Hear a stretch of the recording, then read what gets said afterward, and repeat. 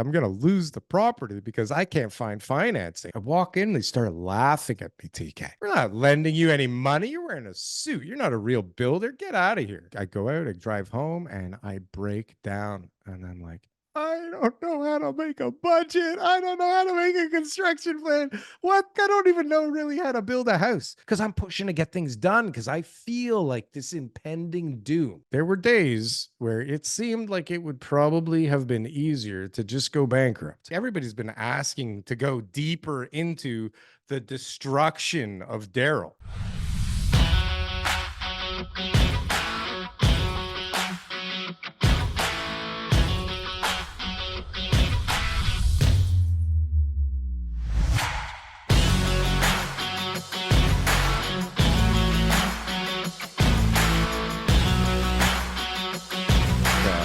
I feel naked and unprepared. A little bit less prepared than usual, if that's even possible. If it's even possible to be less prepared to record this podcast, we have managed to do it today, folks. I can be, I have been, and I will be. And I'm going to do it again. And I will make sure that I'm the least prepared podcaster you've ever seen. And you're going to like it, audience. God damn it. Speaking of likes. Have you liked this video yet? That's right. Have you subscribed to the channel yet? Maybe check out the Instagram, perhaps.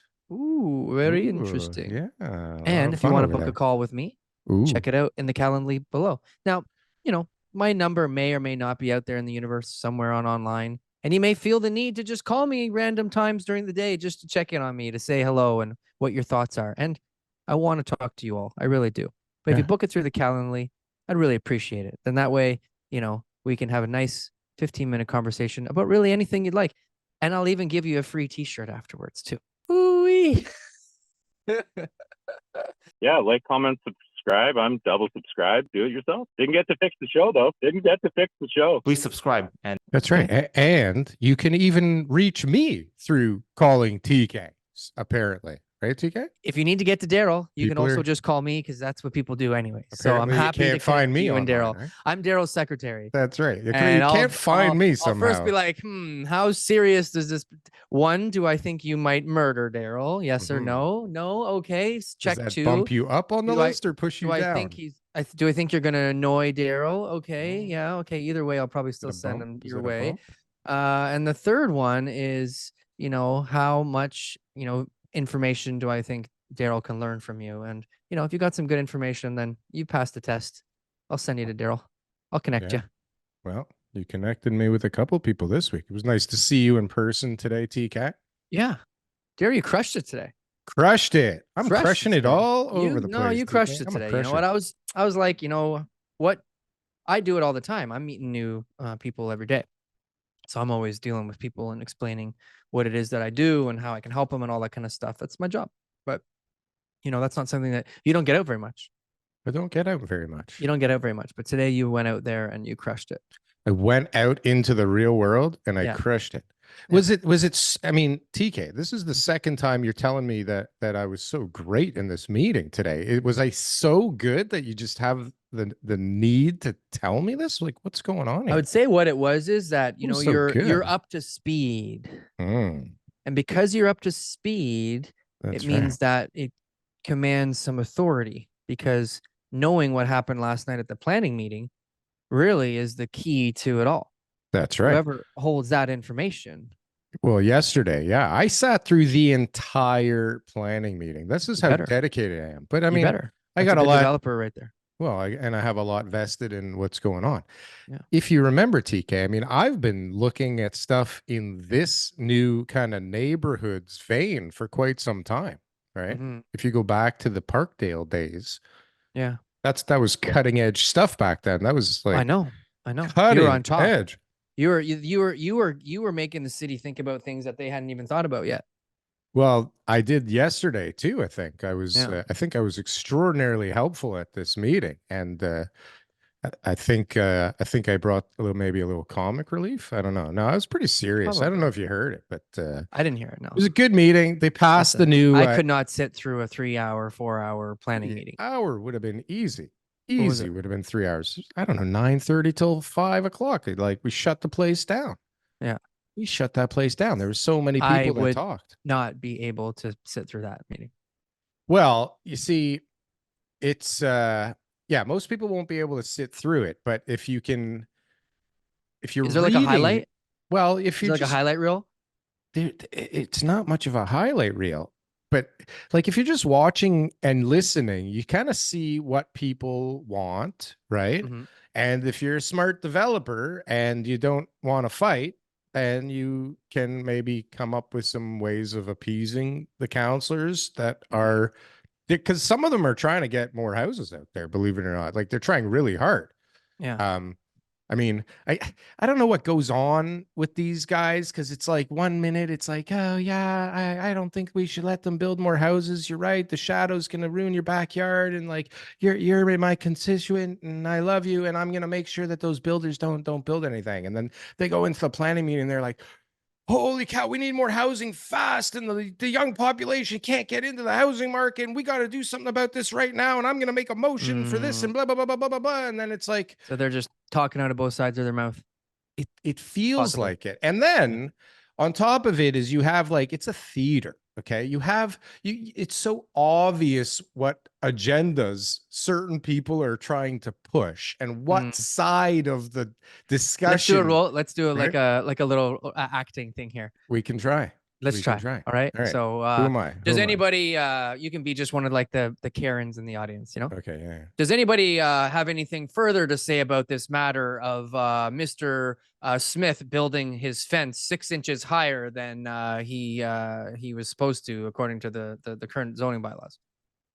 Well, you know, I've lived in this community for a really long time, and I've watched my kids grow up in this area, and now I'm going to watch my grandkids grow up in this area. And if there's an extra 3 inches of fence on top of the existing fence that's been there for my entire life, then I don't think I'll be able to see the berries when they grow every season. And then life as I know it will not be able to exist.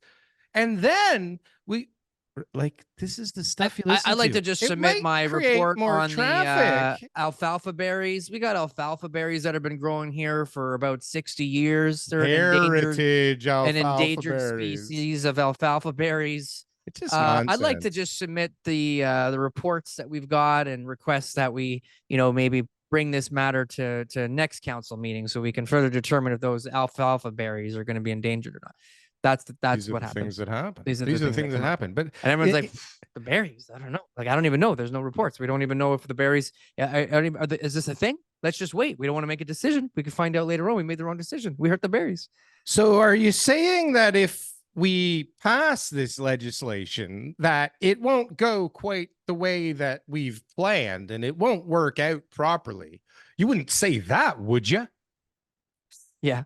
Like in court, it'd be leading the witness every 2 seconds. But now it's just there are no berries. I just Googled it. Alfalfa berries don't even. Who is that guy? These alfalfa berries. Anyways. Who is him?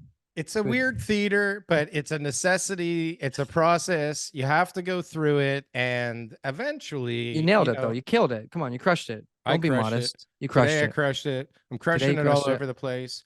Actually, I'm crushing it so hard, TK. I wanted to announce to everybody here, maybe this can help me out, because generally I don't ask much from our audience. I have no call to action as you do at the moment. And you don't even people have to go through me just to get to you. Like, that's right. It's like we're building walls, but we'd like to build even more walls here at DealCore Properties. So TK, we are looking to hire a development manager. So if there's anybody out here in the audience that is, what are the required skills of a development manager? Experienced. What are the skills? I mean, well, first of all, you need to have some experience for the position, but like you have to know how to. It's one of those jobs that you can't get out without the experience, but that like I don't have the experience and now I can't get the job. Oh, yes. I have many experiences with the development management in the city of Toronto. I feel like somebody's going to apply with no experience, but say that they have experience.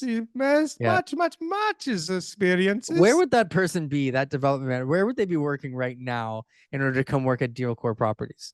Like, I what's don't it? know, but listen, guys are hurting out there. They're slowing down. Nobody's launching anything. Yeah. And I'm hoping that there's a good opportunity for somebody that wants to or needs to. Especially if you've worked at a big developer, you know, maybe they're underpaying you or not treating you right. This is your opportunity. This is your if you want to be chance really underpaid, well, then this is your chance for sure. That's not what I was going to say. I was going to say this is the way for you I'm to be telling able to you. make a name for yourself. Well, listen, I mean, we're doing some pretty amazing things over here. Awesome. Nobody knows about it, but I know. nobody has to, right? We're just doing I know about it. We're just doing them. You know Yeah. about it. I know about it. I'm and, part of the team. Everybody whatever else hat, knows about whatever it. hat I'm wearing that day, That's I'm right. part of the team. That's it. I'm going to have to send you one of these hats, baby. I need one of those hats. Yeah. That's right. You are part of the team. So anyways, speaking of development, and I put out a tweet. So because we met today, we were in an area that is near and dear to my heart, as well as my sphincter, because it's where I started my real estate career. And it's painful. Well, I mean, it is bittersweet because there is some beautiful memories in this area, and there are some not so beautiful. But how often do you drive by those houses? Every time I'm in the area, to be honest with you. I drive by today. Oh yeah, and that's okay. so this is where I'm going, right? I know, but maybe we should save it for later on in the show. Well, we can save it, but let me at least say what we're saying. You can give an intro. Let me give save it for the end of the show. A little teaser here. So, I mean, I don't know how long you've been watching the show for, but if you've been watching it for, a couple of years, you may have talked or heard us talk about me getting absolutely decimated by the real estate market in 2008, 2009.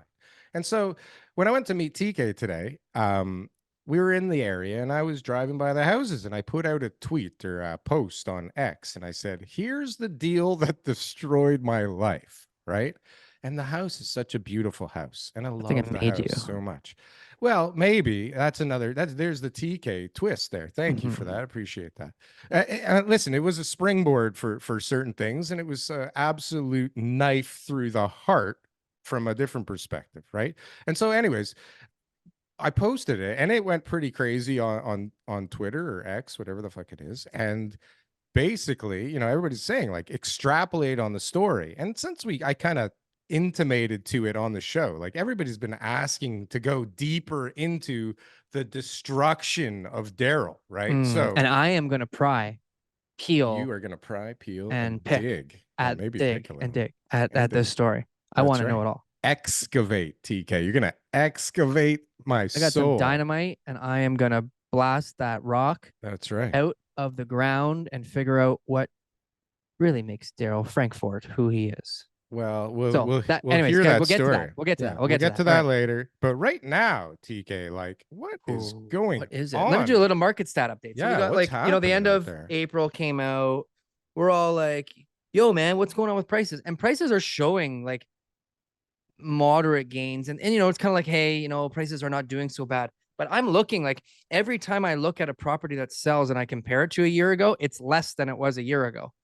Like there are no gains that I'm seeing. So, there's a lot of reasons that, these type of things happen. More expensive properties are being sold. The volume of properties is down a lot, like sales are down 5%. So certain things can even out, through averages. So I wouldn't really look at those numbers and be like, wow, this is great. Like average prices are doing just fine.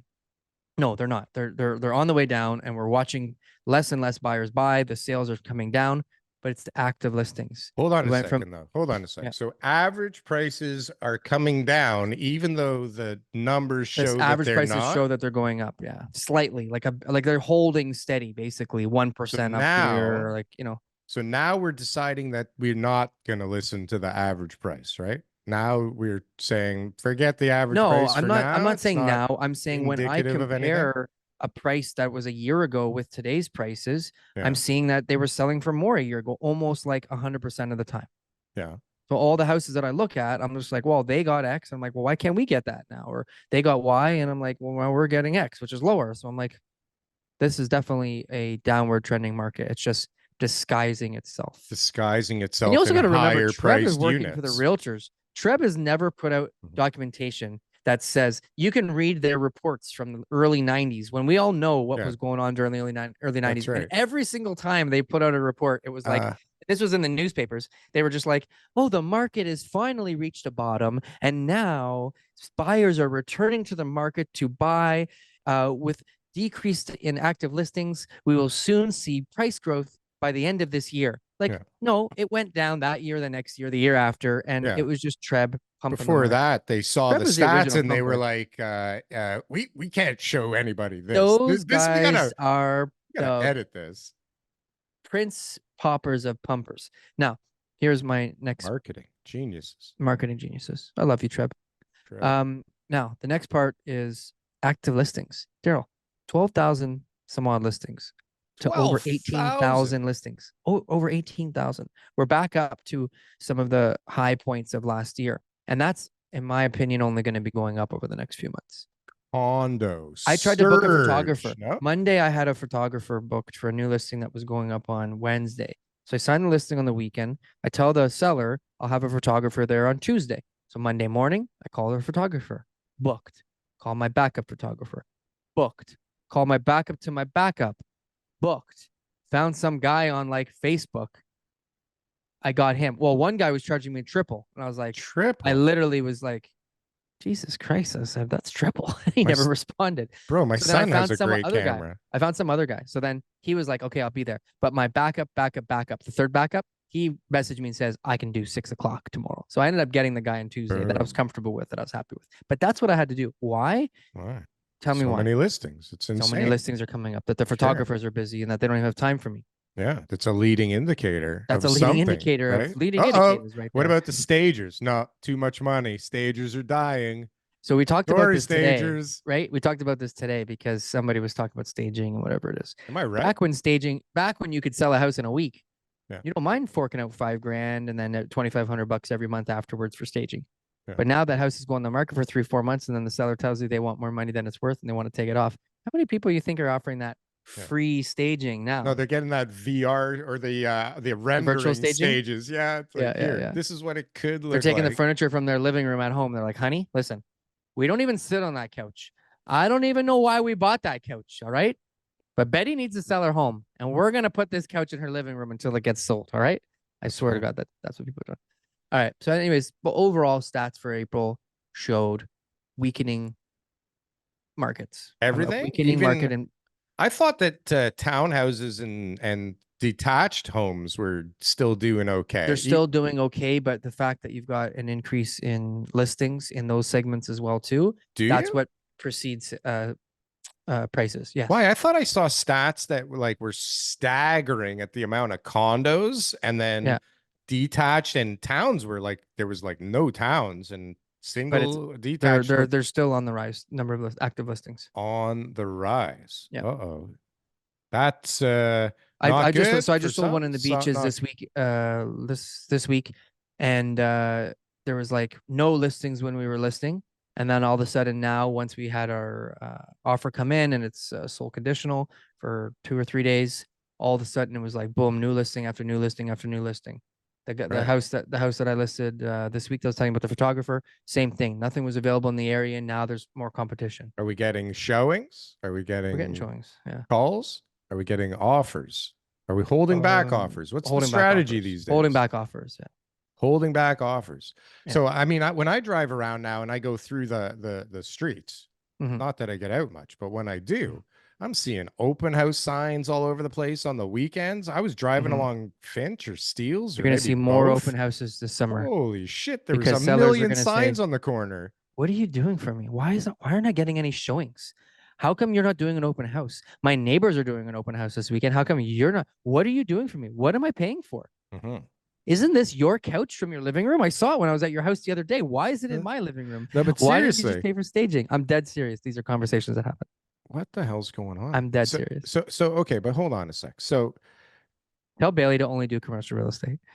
That's what I'm trying. I'm trying. She likes it though, so it's going well. She's only got like 7 sites. She's really good. Bailey's really very on the board. She's on point. Yeah. Well, it's been a pleasure working with you versus all these other fucking yahoos that we've been working with lately. She's super organized. Yeah. Very organized, very polite. Yeah. She knows her shit. She's gonna be a superstar. She's gonna be a superstar. She's gonna make more money 100%. Than me this year. What else is going on, TK? So here, hold on a sec. Rents. So I went out last night with some bigwigs, and I was hobnobbing around, and somebody said to me, I have a condo closing soon, and I bought it years ago, and not nervous. Like the price now is still well above what he paid for it, and he got like a special discount for knowing the right people. And so he's more than capable of closing on it on every level. But he's like, I don't want to rent it to anybody. The tenants are horrible right now, right? The tenants are are horrible. horrible. He's like if you get stuck, right? And we've talked about this. You get stuck with the wrong bloody tenant, right?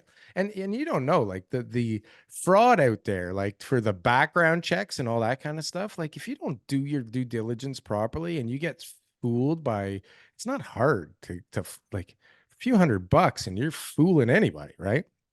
So anyways, I thought it was interesting because if you're an experienced landlord, I don't think that should be the problem.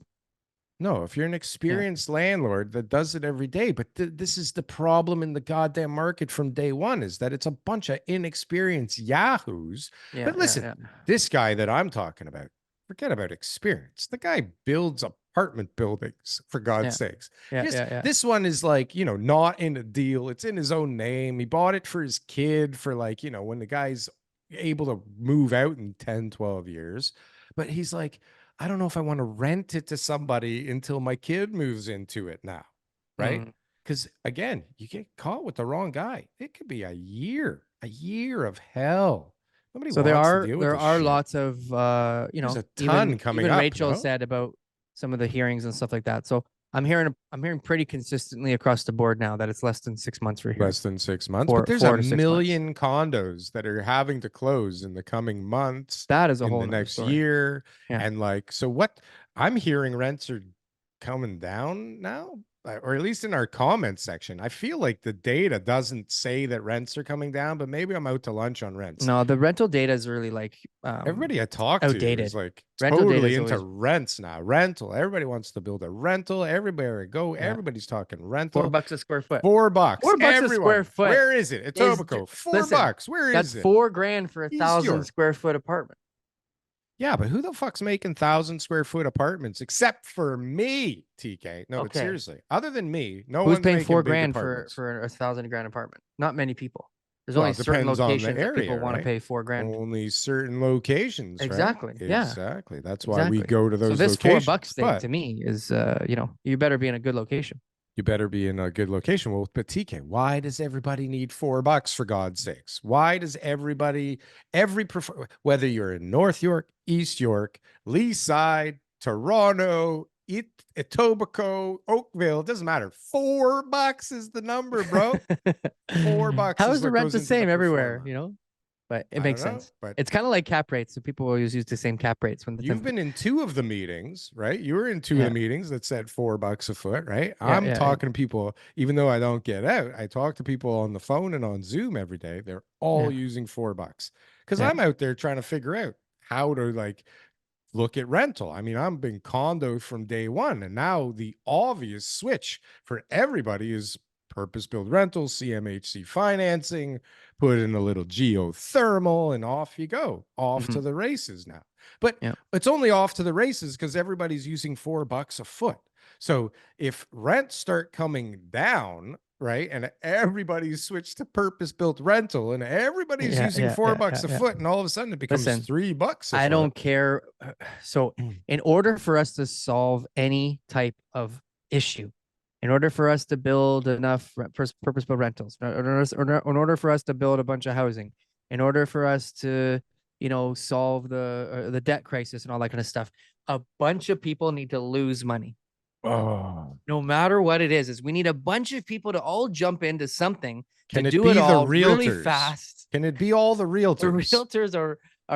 The realtors aren't losing money because they don't put any of their own money in anyways. They're not losing anything. Realtors and the car salesmen need to take the hit for us all. But it's like you got to it's the only way things get done.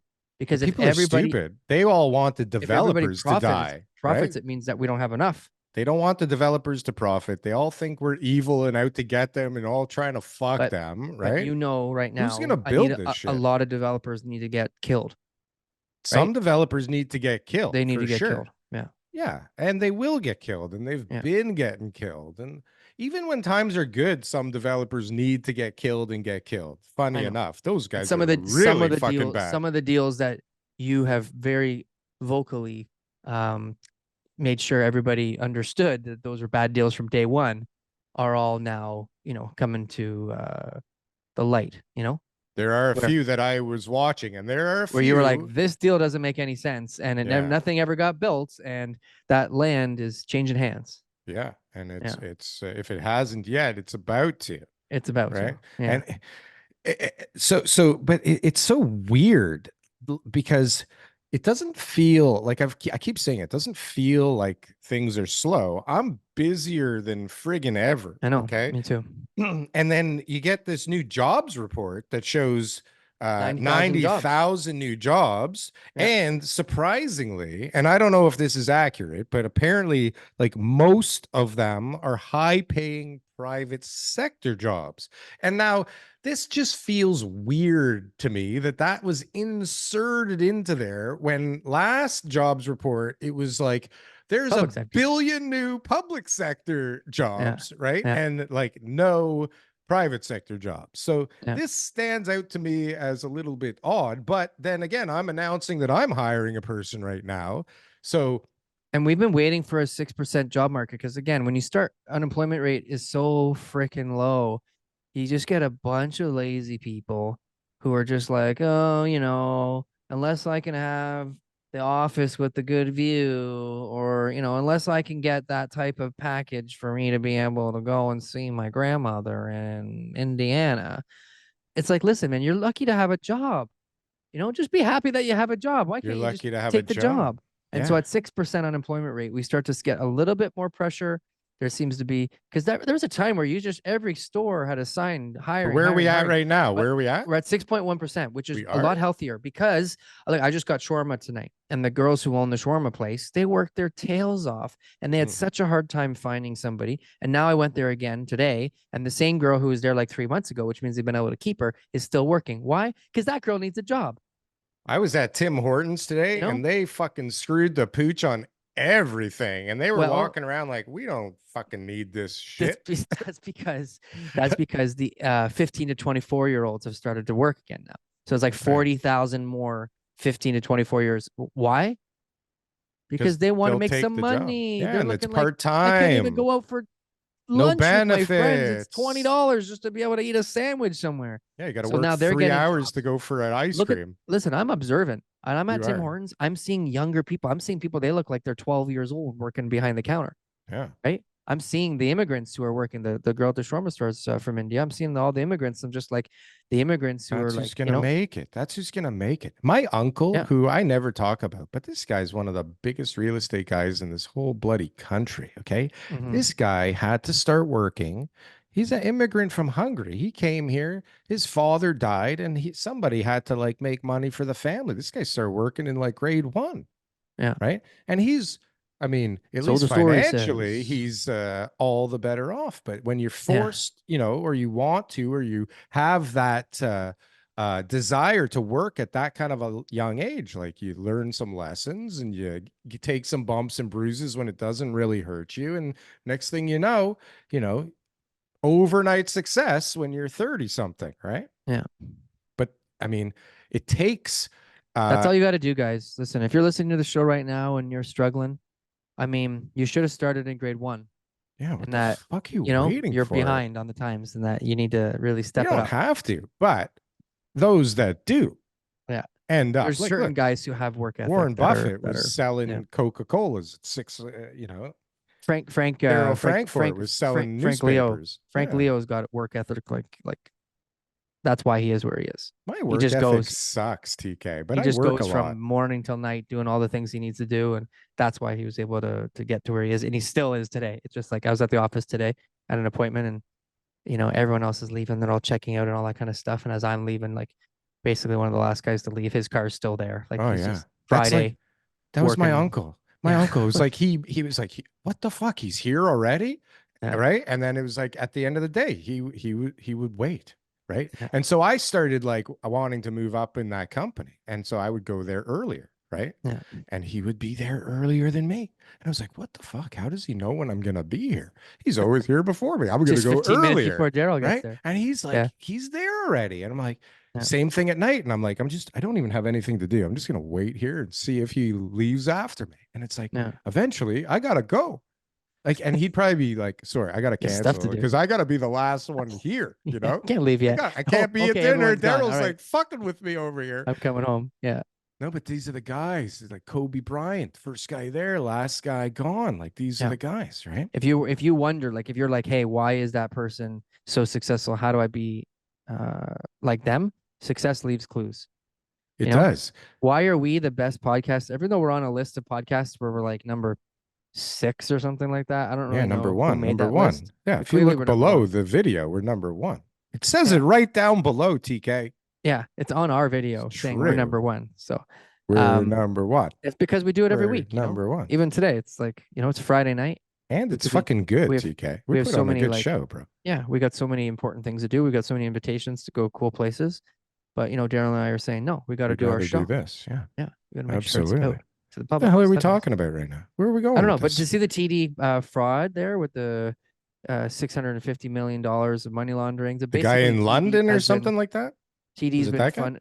TD's been funneling all the Chinese drug cartel fentanyl money.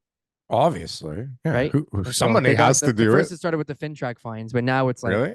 Yeah, now it's like $2 billion of fines because it's the U.S. The U.S. is involved. The U.S. is like, what are you guys doing? So this is, you know what? This has been something that we always talked about. Like we always talked about in 2008 and 9. We'd say, well, our banking system is just so much better than the strongest. I can't right? believe We're solid. that in the States they do the things they do. I can't believe the ninja loans, no income, no jobs, no assets. Oh my gosh. That's how we made it out of the Great Recession. We're solid. We literally have just been taking illegal drug money. That's and any other illegal type of money laundering. Country's got to do what a country's got to do. You want to launder your cash?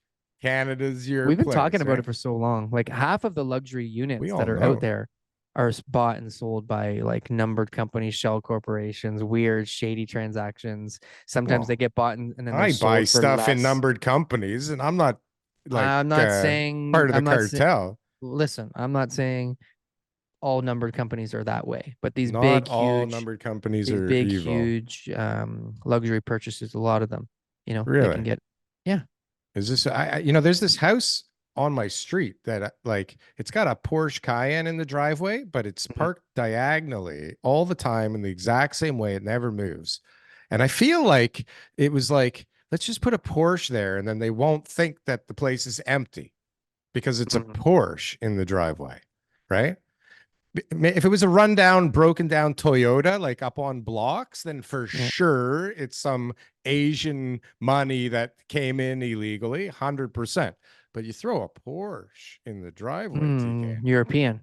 Somebody must be here. Someone must be here. They wouldn't just leave their Porsche out there like that. No, right?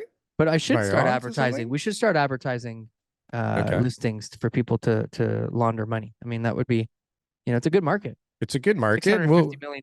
Like, I mean, TD's doing pretty good there, I'll do it. We'll take a point. So we have FinTrack. I'll tell you what FinTrack is, right? Proceeds of Crime, Money Laundering, and Terrorist Financing Act. So we meet the client and we're like, hey, let me check your ID. All right, Darryl Frankfort. You don't need to see my address. Where do you work? Okay, what's your job? Like, your job position, driver's license number, expiry, birth date, all that kind of stuff. And then before all we had to say was like, does this person seem like suspicious? Like, what kind of transaction is this? Have you worked with them in the past? Right? That kind of stuff. Now we have to check all these boxes and stuff that, are more related to their actual behaviors and all that kind of stuff too.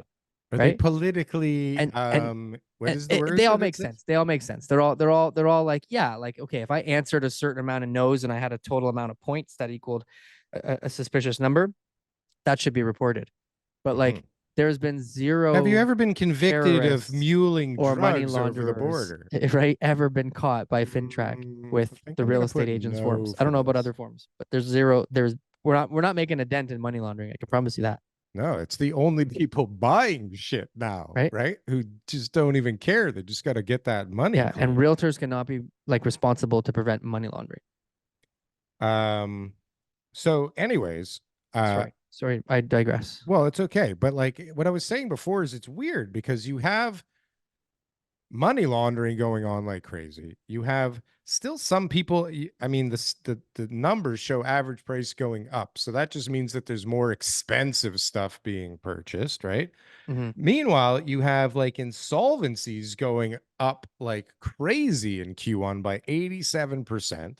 You're saying unemployment is at 6.1%. Meanwhile, we added a bunch of jobs. So I don't know how that fucking works. Unemployment went up, but the employment went up at the same time. It's the numbers generally make sense when you dissect them, I find. But like you're adding people to the economy. And then you're adding a billion people. Right? Actually, and then you got people who didn't count as employed. I said 15 to 24-year-olds are now 40,000 of them entered the workforce. So you had people who didn't count towards the unemployment rate before. If you go to school now, it counts as being employed, TK. If you're in school or speaking of school and students now, apparently, did you hear this? So immigration, everybody was saying, oh my God, nobody's coming from India anymore. None of the students are coming. Student immigration is down and it's going to crush the market.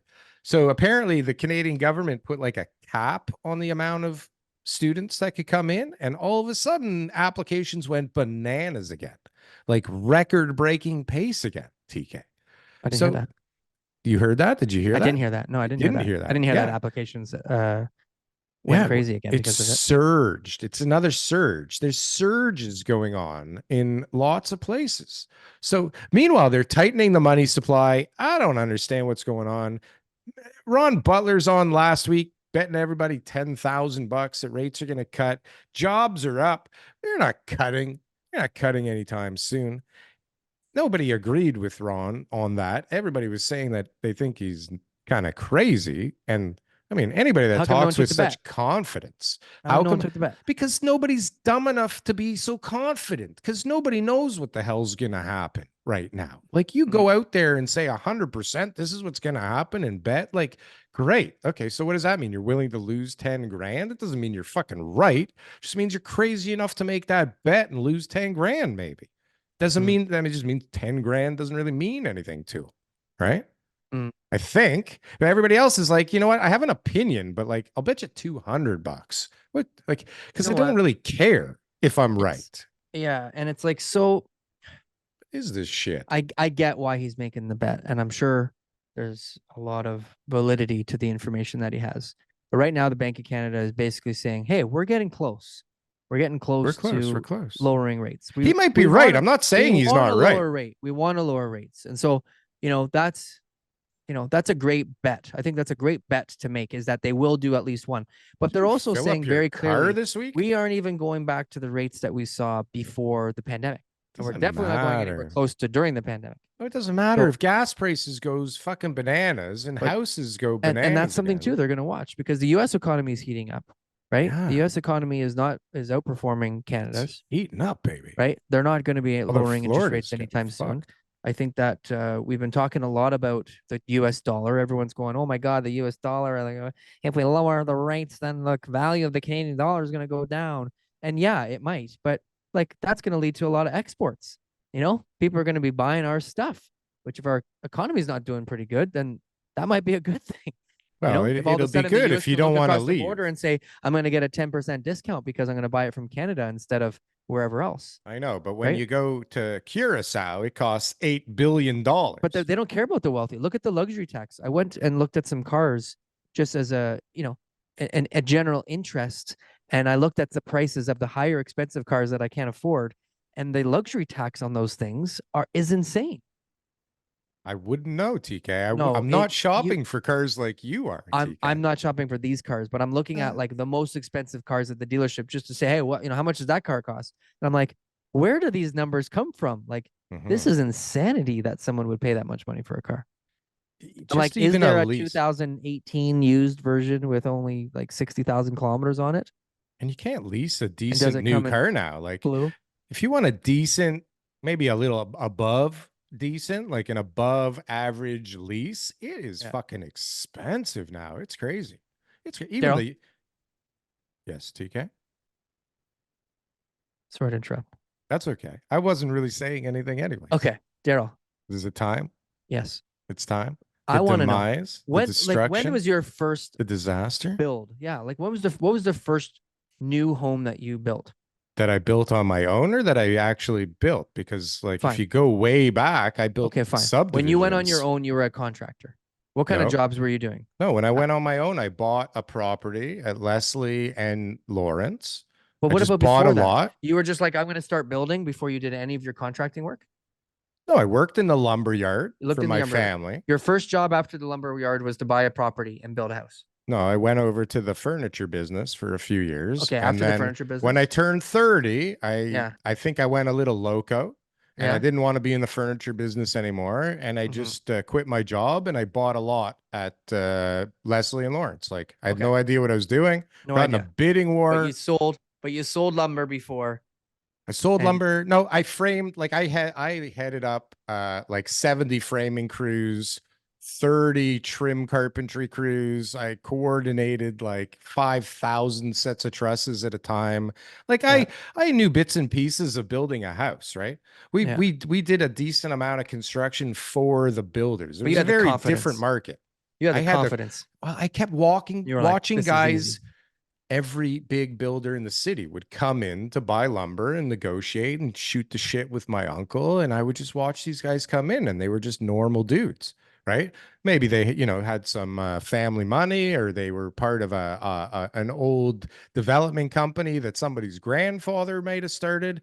But regardless of who they were, I mean, they may have thought that they were better than some people, but all of them were just normal guys who like knew something or had giant fucking balls and just had confidence, like just brimming from everywhere. And so I would just constantly think to myself as they would walk by my desk, go, if that guy can do it, for sure I can do this. Like there's no doubt. And then I got sidetracked. I ended up in the furniture business for a few years, and that was fun. And I learned a bunch of stuff, but something in me wanted to be a builder, wanted to be a developer, like wanted to be in this industry. And so I don't even know what happened. I was like at the airport. I just turned 30. We were flying to San Francisco to go see Donald Trump and Robert Kiyosaki and what's his name? Tony Robbins. Like it was a crazy thing. My wife bought me these tickets. And so in the airport, I saw this book that said How to Quit Your Day Job. And it just called to me, and I read it on the plane, and I was like, I can do this. I'm going to do this. When I get back, I'm quitting my job. I'm buying a property, and I can do this. And so I did it. I bought this property. I got in a bidding war. I paid $651 for this property at Leslie and Lawrence. It's on a street called Kirkdale, 16 Kirkdale. And you come out the front door and you see the big Toronto water tower. It was like not the best lot in the whole world, but it was the smallest, cheapest lot in a great area. And I was like, I'm going to build the shit out of this thing. And so I put in my offer, and it was like a firm offer, right? Bidding war, crazy. Who's your agent? A guy named Richard Funt. And if Richard, by some fluke, sees the show, call in, Richard. Fuck you, Funt, you piece of shit. Fuck yourself. What an asshole. Anyways, Richard Funt, go fuck yourself. Thank you. I needed to do that. That's great. Anyways, so where was I? So Richard Funty, I went away to San Francisco. I left him with a blank check to buy me that property. Get me that property, Richard. I want that property. So I get a call. What could go wrong? Right? What could go wrong? Yeah, you got the property. 651. Way to go. Well, that's amazing. I know you said your max was 450, but asking you know what? was I think it's really worth it. I think asking was like 599. Like it wasn't as crazy as these bidding wars recently. Like this is 2006, right? 2006, 52,000 over asking, whatever. Firm offer, boom, Darryl gets it. Now what? I don't really know what to do next, right? It's like, oh, I guess I'm going to need a bunch of money. I'm going to need a mortgage, TK. Oh, no. I just quit my job, right? I got to find a mortgage, and I'm meeting everybody, and they're all like, where's your pay stub? I go, Yeah. I have pay stubs from a month ago, but I don't have anything recently. Well, that's not going to work, right? You're basically broke if you don't have income when it comes to the banks, right? The major banks. Useless. Yeah. Absolutely useless. So I meet, and I mean, I don't want this to come across wrong, but I meet an Indian woman in Brampton for some reason. Anyway, so I get the mortgage. Okay. And then it's like, now what? Now I got to build this thing. I have no idea. What about the money to build it? You know how I'm learning how to build a house? What do you mean you just have to build it? Where's the money to build it, Darryl? That's what I'm saying. It's like, where's the fucking money? Where's how am the I going money to do come this from now? to build Right? the house? So And what I does don't it even cost to know. build a house in 2006, 2008? I feel like I want to say 250 square foot back then. Maybe it was even 200 or How big is the 180. house? Like How it big was is the crazy. house? Let's This say is a 200. 3,500 square So foot 700. beautiful house. Check Where it do you get out on 700,000 from? check it out on Google Maps. It's still standing, guys. Darryl knows what he's 16 doing. Kirkdale Crescent is a beautiful house. Looks still drove by it today. Looks beautiful, and I did fairly well on that thing. It was a beautiful build, that first one. It was a lovely day, but I had Where to did the learn. $700,000 come from, Darryl? That's the thing, right? Yeah. Is where did it come from? Where So did I'm it come going, from? You're beating around the bush. I'm putting a suit on and I got my briefcase and I'm going to everybody like looking for money. And they're like, nah, I don't think so. Sorry, no, thank you. Maybe go talk to this guy. And somehow I end up at these two old Jewish guys at like Bathurst and Lawrence above one of these old like retail plazas. And I walk in there in my suit and I'm like all confident, ready to go. And I walk in, they start laughing at me, TK. And I'm like, are they laughing at me? Like, that's fucking rude, didn't man. say What's anything going yet. on? Like, I look good. I'm bringing Yeah, them a yeah. deal of the century, right? Yeah. And they just keep fucking laughing. And they're like, you're not a builder. I go, what? They're like, builders don't wear suits. Where's your boots, boy? We're not They're lending you any smart. money. You're wearing a suit. You're not a real builder. Get out of here. I was like, Smart, those guys. oh, Wisdom. what the fuck just happened there? They Right? check their fingernails. You know what I mean? These guys taught me a valuable lesson, but it didn't help. I couldn't find any money anywhere. So Didn't help. So now with construction boots on. where am I? I'm at like a bar mitzvah or maybe some kind of Jewish party where like my whole family's there and all the people I've known my whole life are there. And this guy who was my mentor kind of puts his arm around me. He goes, actually, I don't think at this point he was my mentor. Just this guy I've known like my whole life. Okay. He's been in the business forever. He's a big developer, big lumber guy. Like he's just been around forever. And he puts his arm around me. He goes, oh, I hear you're a big builder now. I said, yeah, but like I'm going to lose the property because I can't find financing to build the house. He goes, but you already secured the financing to close. To close. Yeah. Yeah. But not to build. So like, great. Okay. Now what? Right. Well, if you hung on to that house and it was just the way it was right now, you would have made a fortune. Did nothing. Yeah, well, we'll get to that because that is definitely a part of the story for sure, but not on this one because this first one was a resounding success. I know. Of the first. I just want to know the 700K, where'd it come from? So the guy puts his arm around me at the party. He says, oh, I hear you're a big shot builder now. And I said, I'm going to fucking explode because I can't get the financing. He goes, I know a guy. I'm going to introduce you. He's going to take care of you. Right. Okay. So I go and I meet this guy, and this is another like titan in the industry, owns concrete forming businesses and owns construction companies and built meat and food empires. Like this guy's major. And he's like, yeah, this is the deal. We'll give you the money and this is the rate. And you're not going to pay us until the end when you close, when you sell the deal. We'll keep the interest until the end. And we'll pay all the trades for you along the way. Just submit the invoices and we'll pay them directly. And I was like, what the fuck is going on right now? Is this for real? And like the rate was pretty high, but it was like, it's that or nothing basically. Right. Yeah. Yeah. So he goes, just go and make a budget and like, give us the construction plan and like, off we go. Here we go. And so I go out, I drive home and I break down and I'm like, I don't know how to make a budget. I don't know how to make a construction plan. What the fuck? I don't even know really how to build a house. Yeah. So I lived in like a new subdivision at the time, and Aspen Ridge was building houses behind me. So I was just watching out my window like every day, watching how are they doing this? What's next? What's going on? How long did this take? And I'm writing it down, and I'm watching, you know, a few of the houses. There's no YouTube at right? that point. There's no like, YouTube back to then. figure There's out. like no way to figure anything out. There's no Yeah. books on this stuff, right? It's There was a book, but you didn't read maybe the there's a book. book, but I don't know how Yeah. to read. I haven't read in a long time, and that's not my style, right? No And way. plus, there's like a live action movie right in front of me, like a documentary, infomercial. Anyway, so Absolutely. I'm seeing it happen from some of the best in the industry, right? And plus, Mhm. I'm doing it regularly during the day, but we didn't do foundations, we didn't do excavations. Anyways, so one day I haven't figured out the budget. I have no clue what I'm doing. I don't know to go out and get quotes from all these people. I don't even know what is part of building what and what trades are necessary. I go into the guy's place and I cry in front of this man in his office. I break down crying. I don't know what I'm doing. I don't know how to make a budget. I just want to build this house. I don't know what I'm doing. And he goes, okay, relax. I'm going to teach you how to make a budget. We're going to give you the money for this thing. I like you. We're going to take care of you. And boom, somehow I got financing. And TK, I did the best job ever on this house. I was there all day, all night. No one was there before me. No one was there after me. I was the site foreman. I was cleaning up. Me and my brother laid the weeping tile in that goddamn pizza house. and donuts. I was just sitting there with a laptop all the time. Okay. And I built the shit out of that house. And it was amazing. It was amazing. Okay. And it sold quick and the market was good. And boom, made some money. It was like, Building's okay, easy. time for another one. Right.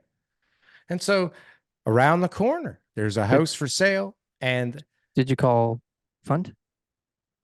Yeah, because I still liked Funt at this point. Because Funt comes in the house one day and I'm in the basement. Did he sell it for you afterwards? Like, we got it offer. We got it offer. And I'm like, great. And I think we were asking like 1,750. And I'm like, how much is the offer? He goes, 1,625. It's so great. It's so great. And I'm like, what? He goes, yeah, it's so great. You're going to make all kinds of money. You can move on to the next one. And away we go. Boy, this is the best thing ever. You got to take the first offer because you don't know if you're ever going to get another one as good as the first offer. And I was like, what? I got to take the first offer? I don't know if I'm getting. And I was like, okay, fine. Like, let's take it. Yeah. Oh, like I did good, right? I was happy with it, but hold on, 700 plus I'm 650 is 1,350. Where did the 750 come from? Oh, you didn't. 700. Yeah, 1,350 plus a bunch of interest or whatever, right? So 135. Yeah, plus so I made a couple $100 grand, 150, commissions. 180. I ended up making like $150,000, which, I mean, for me back then, don't forget it's 2006. I mean, my job, I was making maybe, I don't know, 80 grand or something like that. Maybe the one I left, I was making 100 grand. So I made more money than I ever made in my life. But the problem was with that is that I spent the whole year and a half going into my line of credit, all my credit cards, and basically I ended up back at zero after that, right? Yeah. Which was fine because the learning your whole day experience there was wonderful. Cleaning and I mean, if I didn't listen to that motherfucker Funt, right, and I would have waited for a better offer, maybe signed back or something. Maybe he was right. Maybe he was right. Well, we'll get to another thing in the. Yeah, he double-ended it actually. Now that I think about it, he definitely double-ended it. You had a fucking cocksucker, right? Can I say that on here? That's pushing it. Go Fund. He screwed you. This guy, his license plate, I'm surprised you haven't heard of this guy. His license plate says Funt me. Funt me. Anyways, oh man, he was a showman, man. He was good. He was like a talker. He was smooth, and the guy I met him through. I mean, that should have been the indicator. But anyways, so yes, I have some money again, or I'm back to zero. I have resources enough to buy another one, TK. And so this house comes on the market, and Funt calls me up. He goes, "We got the next another one. This one's beautiful. It's only 100 grand more for the last one. You know? For the last one, it was probably only 100 grand more for the lot than the last one. I think I paid 750 for this one, actually. Yeah, that sounds about right. 750. We can check it online, or you guys can check it. It's 77 Grange Mill Crescent, right around the corner. Big, nice, beautiful No water lot. tower in front. No water Better tower in lot. front. Beautiful Bigger lot. property. Bigger lot, deeper, wider, beautiful. And so about a week or two later, after I buy that one, I'm away on vacation. We had a place in Tremblant back then. So I'm out in Tremblant and I get a call. You're not going to believe it. There's another house on Grange Mill for sale. I think you should go for it, buddy. And I was like, this is a great idea, Richard. I think I should go for it too. Oh, fun. How much is this? Oh, fun. He's like, yeah, it's this, and I think you should do it, and you get economies of scale and blah, blah, blah. And I'm like, the last one was pretty easy. I mean, why not? I'll just sit in front of two on the same street. What could go wrong here, right? What could go wrong? What could go wrong? So I'm in Tremblant. I call my dad. I go, Dad, I'm going to send somebody to your house. I need you to give me a check for 50 grand because I'm away. When I come back, I'll pay you back. Fund goes to my dad for sure. 10 seconds later, he's picking up a check, gives the deposit for this He was house. outside your dad's place, just waiting. Like he's knew, like, I'm right? outside. Yeah, I'm outside. I get the paperwork ready to go. I've been waiting. I've already submitted the offer. That's right. Yeah. And I signed it for you too. Don't worry about it.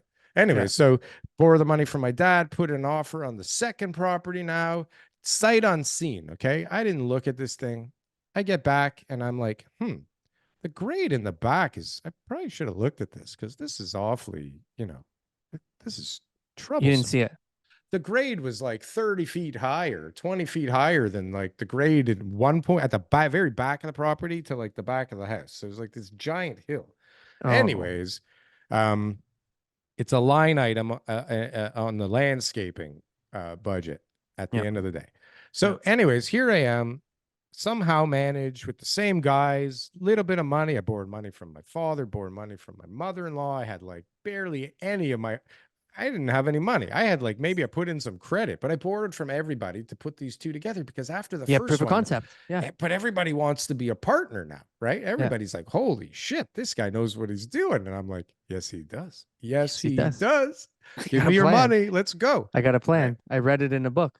But listen, TK, I was really good at this stuff, but I didn't know, again, what I was doing. And so this time it was like, the neighbors complain about my plan and they don't accept my plan. And now all of a sudden, one of the houses is like 4 months behind the other one. Okay. And as I'm getting the permits ready and I'm getting ready to go, keep in mind, it's like 2007 or something. So hold on, you back up. So how did you close on both of these houses? Like, what did you go back to the Brampton mortgage lady? Brampton mortgage. The market was still times are different in 2007. So you got both of them mortgage, highly leveraged, right? To be able to make sure that there's loans. Yeah. You had to borrow the down payments. Over 100% leverage. You had to borrow the down payments. Then you went back to Vito to be able to get the loan. Yeah. Right. Which was with the disbursement. So you're gonna have him pay the contractors. Yeah. Okay. Yeah. And did you get any guidance from them on the plan? Or were you like, don't worry, you showed me last time, I don't need your help this time? Yeah, it was rinse and repeat. And basically, maybe the houses were a little bit bigger, but they were basically the exact same houses as the first one. Same architect, same team. It was like, just go, go, go, go, go.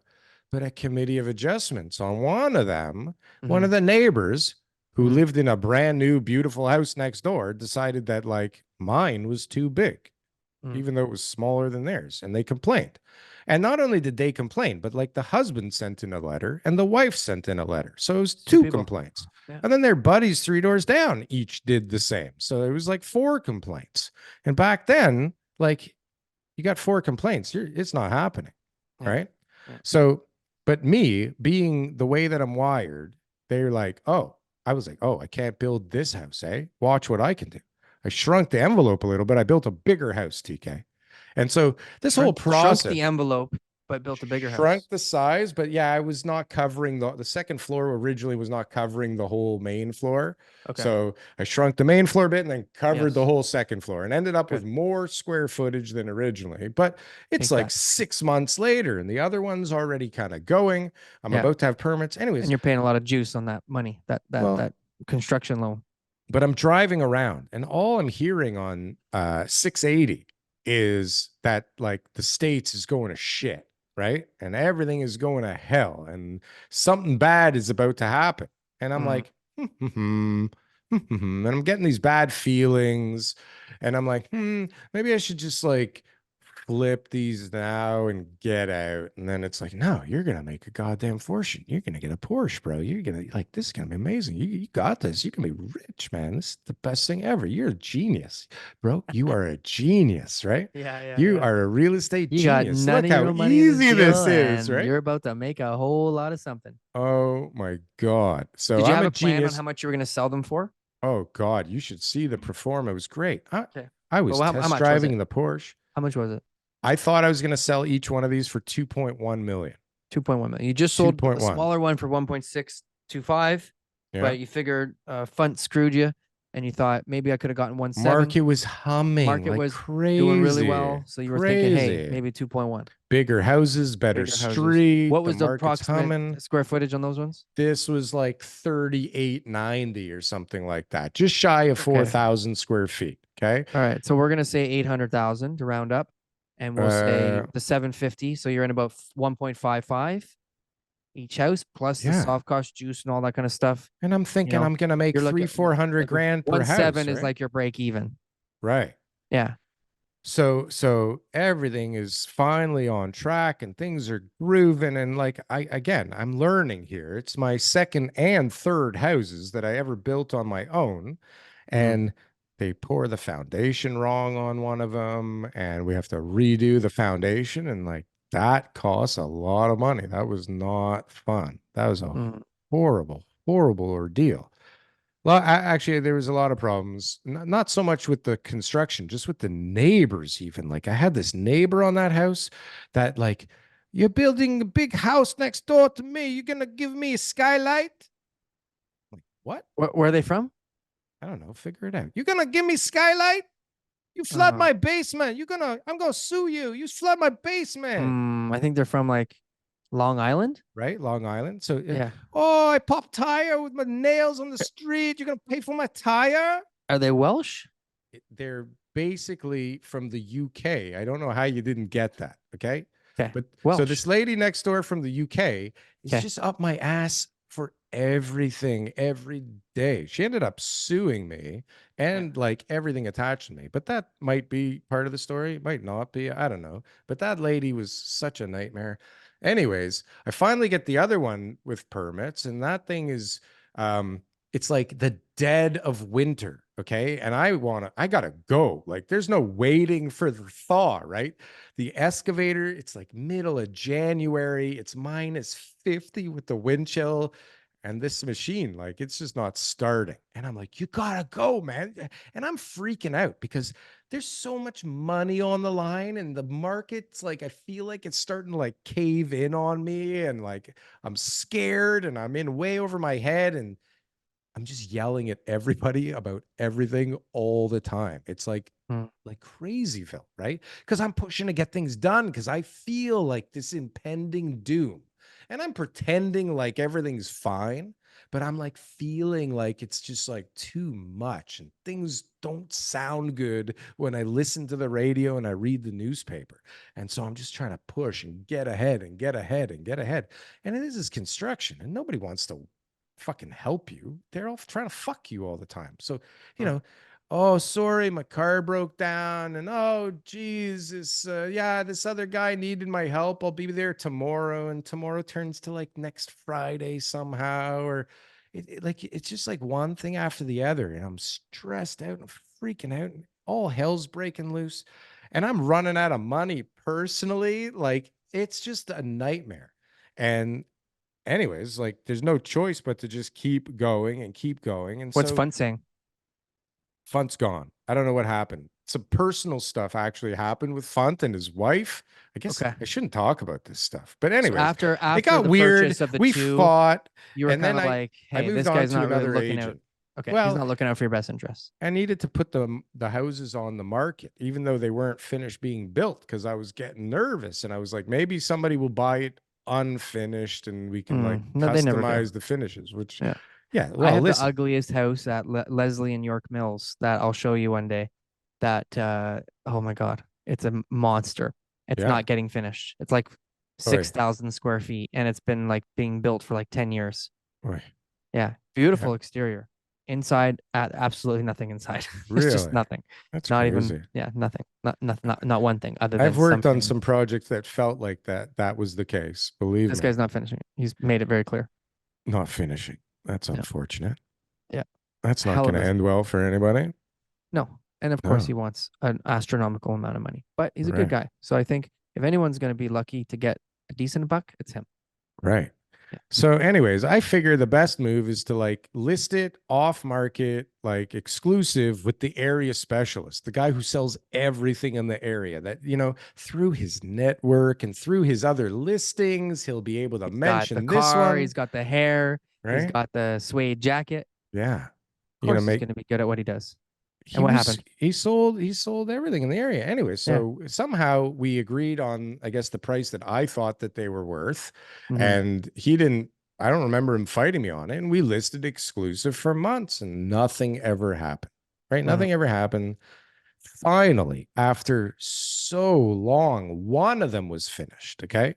One of them was finished. So we put a real listing out and we sold it. Why was it so long to take to get them finished? Because Once I you'd started, hired this painter, Carlos. Carlos. Okay. painter caused the delays. You want to know? This is the craziest, stupidest shit I have ever done in my life. Okay. The guy who painted the first house, Carlos, wonderful Cuban man, beautiful, I like Cuban amazing people. painter. Okay. I found him on some other site. Mm. And so he painted my first house and it went pretty well. He was really slow, but he did such a beautiful job that it was like worth it, right? Because I was a great builder and I wanted the best paint job of all time. And he wasn't expensive, but he was slow as fuck. Anyways, so I told him on the second one, please, you got to speed it up. Like hire somebody to help you, okay? And like let's double the time here or cut it in half, I mean. But he had a guy for about a week and then the guy disappeared. And then next thing you know, like what should take weeks took months, TK. And me Painting. being a nice guy, just sat there. There was a lot of detail in these houses, but I just sat there and he just kept taking forever. Then he started sleeping in the house so that he could be there late and he could be there early. But that, in hindsight, wasn't the real reason that he was sleeping in the house for a month and taking for goddamn ever to finish. So no rent. You didn't have to pay rent. He's like, I got to drag this on as long as I can. And this is just this dumb young idiot with giant balls, just like trying to figure out how to build houses in Toronto. Okay. Yeah. With Carlos the Cuban. With Carlos the Cuban fucking painter. Yeah. And so he pushed that house into a Carlos? different market. It's been a while, but it was in court. There's a lot of court in this backstory here, unfortunately. Yeah. But so yeah, Carlos fucked me, but I was such a nice guy. I hired him again on the next one. And that was just the dumbest move ever, on top of the dumbest move ever. So what happened on that first one, when I finally got it built and I finally got it sold, and actually, what happened here? This is actually kind of funny what happened here. So I switched the agent. Funt was gone. I gave it to this guy, Echo J. And I don't know if you heard about Echo J. He's still around. Yeah. He's still around. I've talked to him. He's a nice guy. He's a gentleman. He's a nice guy. But Echo J, fuck you too. Even though you were right in the end, you were a fucking asshole. Yeah. Like a real fucking asshole. And he really fucked me. But he was right. And I fucked myself at the same time. He told you the truth. Yeah. Well, he told me the truth after he fucking lied to me for months, right? Yeah, we'll list it for 2.1 million off the market and we'll market it for you. We'll do whatever we can. And when it came time to list it, it was like, I think you should list it for 1.6 million. And I was like, what? We thought it was worth 2.1. Like it was listed exclusive yesterday for 2.1. Now you think I should beat the market and go 1.6 and just get rid of this thing? Yeah. That sucks. Right? That's fucking horrible. Yeah. But it was in the manner in which he did it, because I went to his office and we were having a talk. And then I said, well, you know what? If you think 1.6, I think you should, I'd like to cancel our contract. And he got up slowly from his desk and he walked past me and he closed the door gently and he went back to his desk and he said, you little fucking piece of shit. it's my listing, and you're not going to talk to me like that, and you're not going to do anything like that, and we're going to ride out this listing. Okay. Mm. And I was like, uh-oh, what the fuck just happened there? I don't Yeah. even know what to do with this, right? And Yeah. so I left that office with my tail between my You're legs. like, shit. Yeah. Yeah, but so hold on a sec. So we get this offer, and what happens is I end up selling it to a lawyer and a banker, and I didn't know that they were a lawyer and a banker. And so one day I'm sitting in my little minivan watching the houses being constructed, and this lady walks up to me. She's just a lady walking down the street. She's like, "Hey, how you doing?" I said, "Good. How you doing?" She's like, "Good. Just going for a walk. What are you saying?" And we start getting in a conversation about the market and what I think. And I have no idea who she is. Okay. And I'm telling her, like, I don't know, like, it's not doing so good. I'm kind of nervous. And like, I think prices are dropping and blah, blah, blah. Guess who that bitch was? The banker. The buyer, the lawyer. The lawyer. Okay? The lawyer. So what does she do? Next thing I know, Echo J's calling me. We got a haircut situation here, right? Because I'm telling them I'm running scared. Originally, yeah, conditional offer on financing. And then so the wife goes home to the banker and they say, "Oh, guess what? We can't get the mortgage that we thought we'd be able to get. We're gonna have to take it for 1.625." It was at like 1.5750 or something like that. 1.6750. It was 1.725. I ended up having to take 1.650, or I don't know. It's online. It was a fucking haircut. It's horrible. It was disgusting.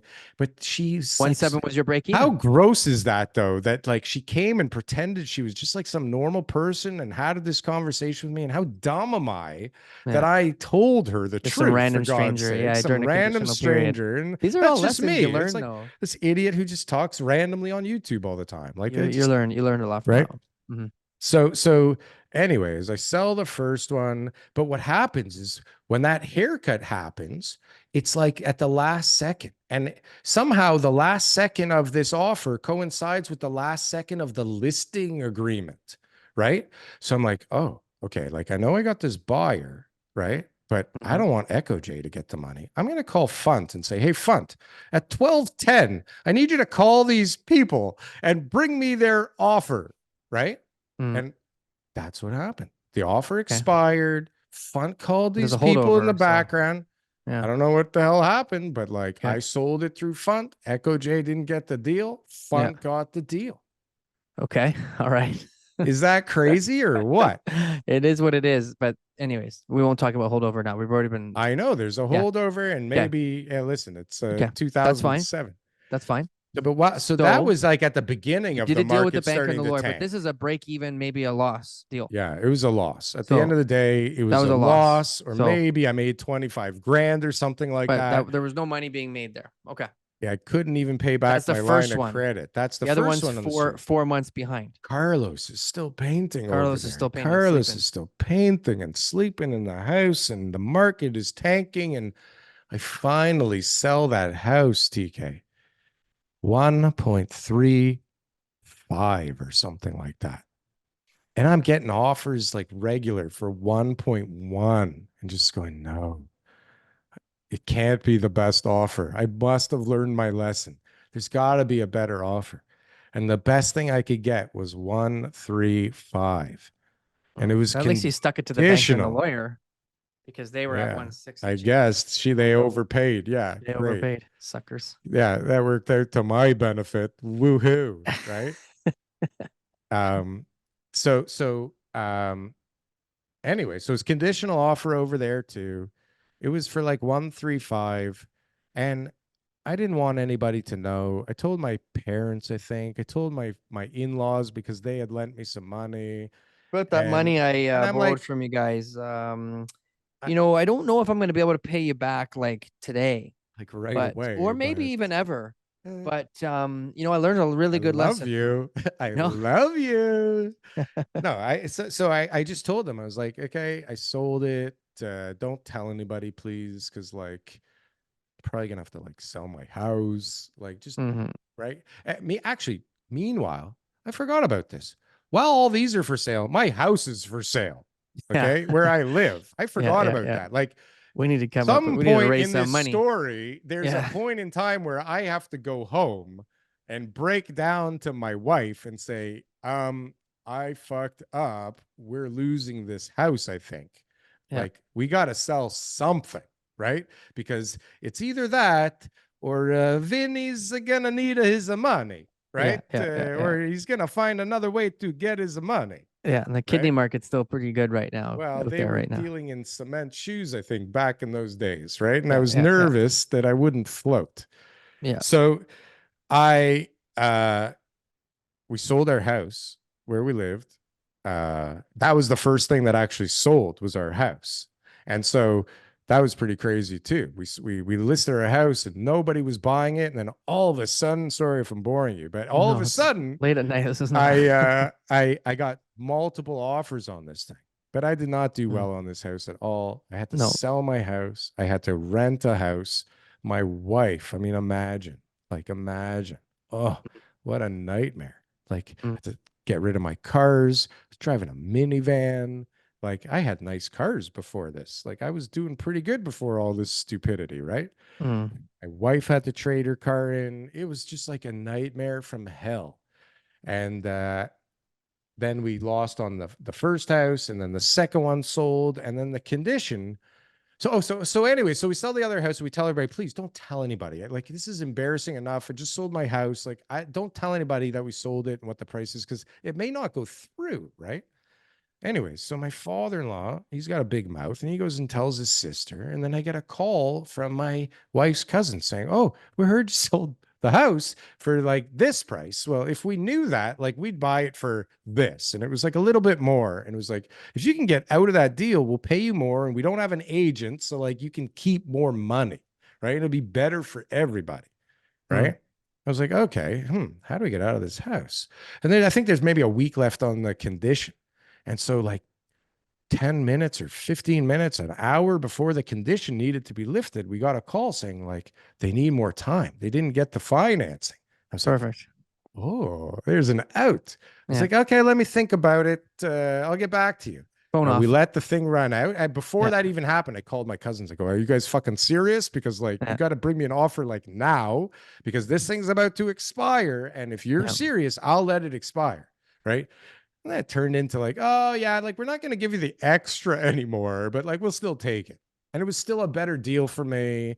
Anyways, so I ended up selling it to my like wife's cousins, and it was bittersweet because I had to go to the house all the time now. And this is literally, like I posted before, this is the house that destroyed my life. I mean, my way of living was completely decimated.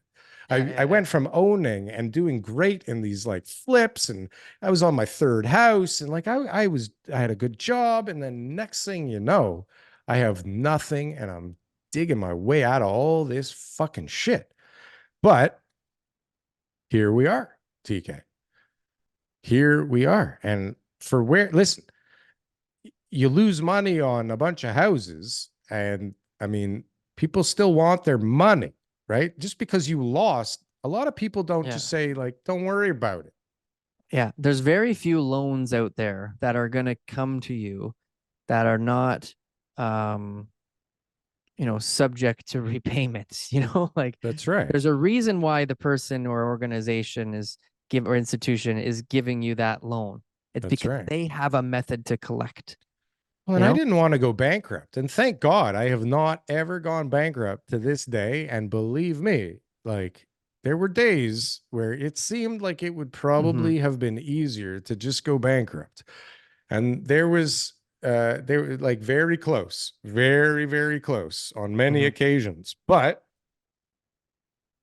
through sheer stupidity and determination and perseverance and persistence, TK, I just figured out what the next thing to do was for the next day and did it. And now, things are looking good. But in this market right now, there must be a lot of people that are about to resonate with that story, that think they're about to resonate with that story.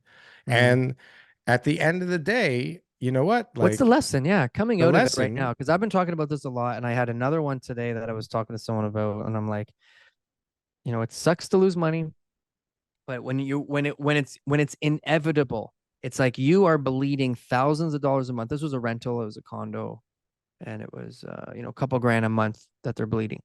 So it's like you're losing a couple grand a month. You're down $25,000 a year. You're hanging on for dear life. You're stressed. You're not sleeping. You're not eating well. You're not working those extra shifts. You're not doing the things that you need to do. You're really just like taking years off of your life. You know, the market doesn't look like it's getting any better. It's getting worse. Yes, you're going to have to sell that condo for $150,000 loss, whatever it is. Sure. Every fucking plan you come up with hits a brick wall. Right. Yeah. And so it's like you're borrowing the 25 grand that you're losing every year. Like what My happens if in interest 2 on or that 3 house, years TK? now you're still down, you know, all the interest payments and all that kind of stuff. The market's down even further now. Like what was that worth it? You know? My interest payments were 15 grand a month on this one house. And people were like, just hang on for longer. Like, can't you just hold on? The market's going to turn. The market's going to turn. Just hang on. Can't you just but it would have move cost you into it? 150,000 in juice to hold on for that 10 months. Right.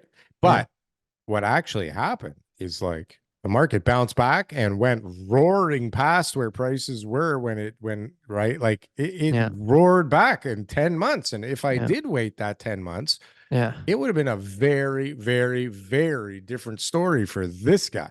Like very different. The trajectory. And there's lots of people who could hold on right now and will do just fine. There's people who will be, you know, 10 years from now laughing that, you know, that happened to them. But there's other people who over the next 12 to 24 months are going to be forced to sell anyways.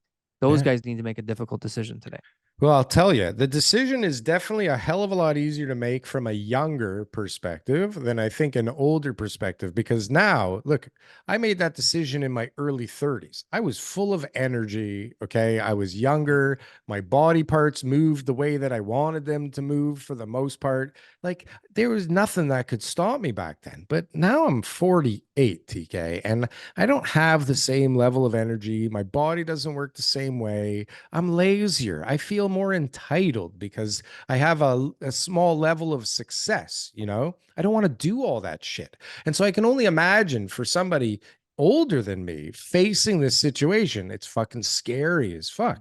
But I imagine that if you're, I went through it when I was so young and stupid that I learned a bunch of lessons, but like, had I had a little bit more experience with the way things worked, and I had maybe even known to understand, you know, world economics, macroeconomics, maybe even a little microeconomics would have been a good idea to know, right? Any economics at that point. But if I had just kind of not been like stuck in this little Toronto bubble and this like perpetual market that just constantly shot upwards, right? If I knew what was going on in the past and I knew what was going on around me and I believed my gut feel from all the stuff I was hearing, right? Like there's a million lessons in this stupidity, but the biggest lesson is like if I just stopped, right? If I just went and got a job for somebody else, right? If I gave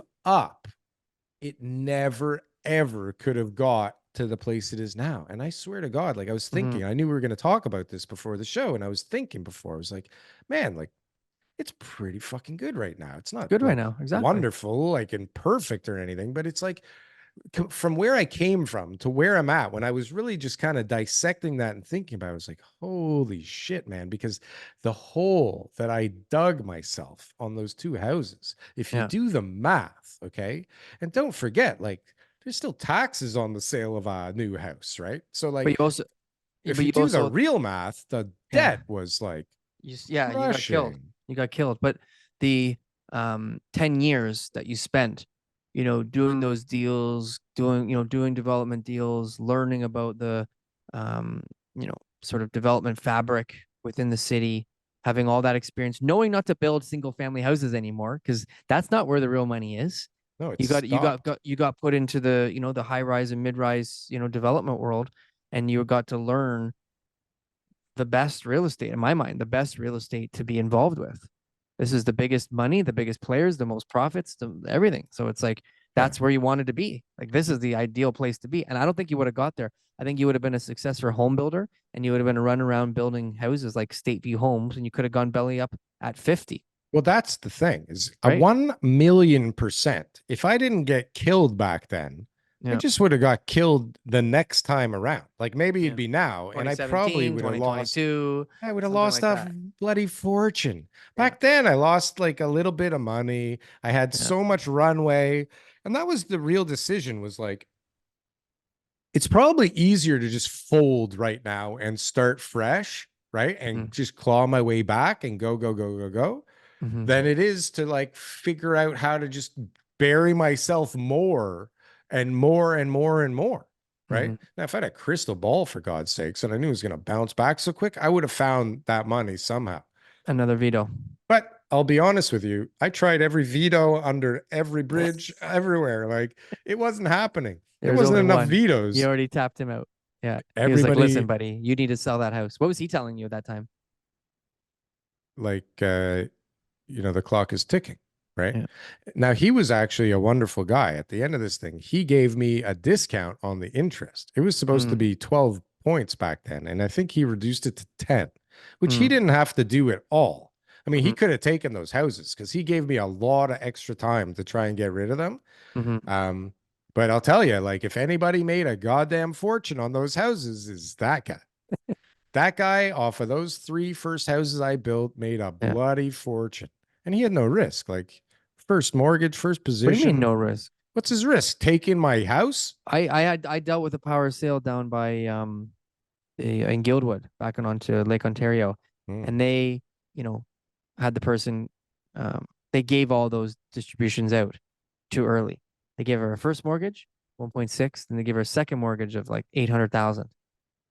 And they ended up selling the house after they took it because it was like just gutted and nothing was really done for 1.6. So they lost a fortune. And it was like 14% interest. Well, somebody didn't underwrite that loan well, I think, because nothing dropped that crazy. No, it was completely mishandled. Yeah, and completely it was also mishandled. The funds were distributed way like she was sending the reports and all that stuff, and they were giving her the money. But like when I got there, I mean, the house was gutted. If anybody had just walked over there and seen what she had done, they would have realized that she did no work. And I knew the lady too. That's the funny part. She was like an old client of mine. So like after it was all said and done, she was like somebody that I was showing houses to, making offers for at one point, and then she disappeared on me. It's a crazy market. Darryl, people do crazy things. I'm glad you screwed up big time in 2008 and 2009. And I think it's pretty obvious that you screwed up. Like, I don't want to be like, oh, you was bad luck. You made all these decisions that were incredibly risky. And then, you know, the market didn't bail you out. And so, yeah, you got screwed. But I think you learned a lot. I didn't get screwed. I definitely screwed myself 100%. Screwed yourself. What I mean is, yeah, like the biggest lesson of the whole thing, and something you can't control is that timing is everything. Okay. Yes. Timing is everything. But you were so, you can have the best idea. I'm being honest with you here. I'm trying to tell you, like, I know you were so over leveraged on those deals. You bought 2 properties. One you didn't even see that, you know, whatever. You had fun doing all sorts of shady things. Oh yeah, reckless. You had the painter Carlos in the house for way too long. Oh yeah. You had everything. You know, yeah. So, you talked to the lady outside the house with the dog. All crazy. Had all these little tiny details that were just like, okay, you screwed up. So you're young totally and stupid. I'm still young and stupid. Thing up. It's all good. But if you go check them out, and you should, they're beautiful houses. 16 Grange Mill, 77. Guys, Grange check it out. Mill. Check it out. We're gonna have to cut out part of the front of this show. Just to fit it in, maybe. To fit it in, maybe. Yeah, I don't know. Or we just do an extra long episode. Yeah, nobody. The longest episode we've ever done. I don't even know if that's true. Is it? Might be. Maybe one. Hopefully, there's something here for somebody. TK, thank you for listening to all of that. It was a great story. I just felt like, you know, this is the environment that people are definitely either in that or heading towards that, or there's just gone through it. Who's got Carlos sleeping in their house right now? If getting your painter screwed is sleeping in your house, somebody out there right now. You find another painter right now. TK, it's been fun. It's always fun.